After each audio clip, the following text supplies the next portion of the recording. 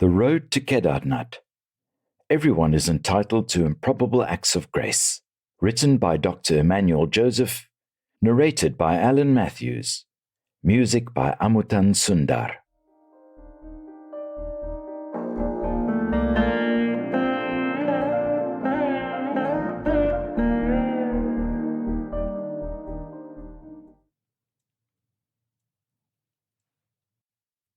Foreword by V.R. Foreword. This book is a quick read and a slow read. You can finish it under 2 hours, and you can read it for 2 years. You can read it once, and you can read it time and again. This book has so many deep insights that I had to read it over and over. It encompasses a wide arc of human experiences, familial and personal relationships, material wealth and poverty, suffering and compassion, fear, rage, and tenderness. In just over 160 pages, the story takes you through guilt, pain, and death while showing you how to overcome them. It is hard to pigeonhole this book. This is a coming together of the prophet and Jonathan Livingston Seagull, with a story of love and loss, death and rebirth thrown in, a masterpiece from an author who is waiting to be discovered by the larger population. It is a book for the long-term thinker. It will take someone years to comprehend the full meaning of some of the passages. The book will mean different things to different people and at different points of their life journey, and that is what makes a book timeless.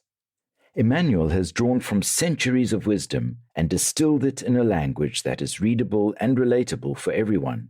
I have never visited Kedarnath, but the book took me on a pilgrimage while I sat in my home office.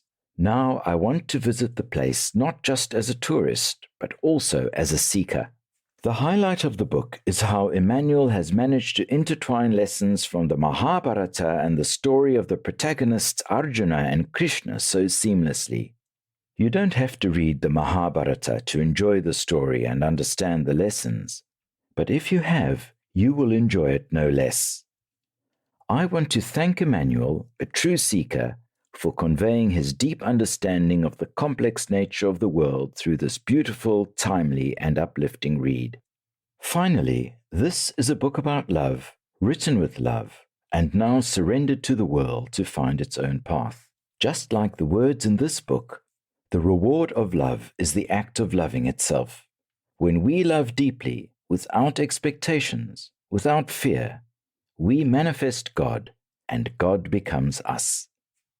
Foreword V.R., author of Grit and the Invisible Majority, founder India Inclusion Foundation, senior vice president at SAP.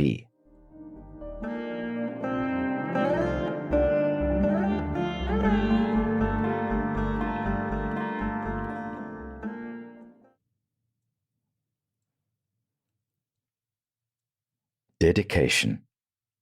I grew up in Chennai, India, in a time before the internet and cable TV. On lazy Sunday afternoons, I would lie down on my mother's lap. She would stroke my hair and tell me stories. She taught kindergarten, and storytelling was her specialty.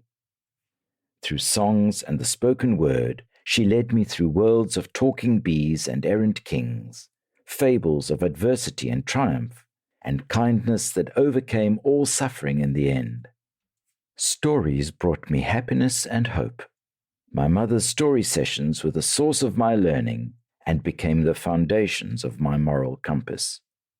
Today, when her stories are dying out, I am grateful to be able to tell my own. I hope that somewhere, someone will be made happier and hopeful by them. This book is dedicated to my mother, a master storyteller, and to the healing power of stories.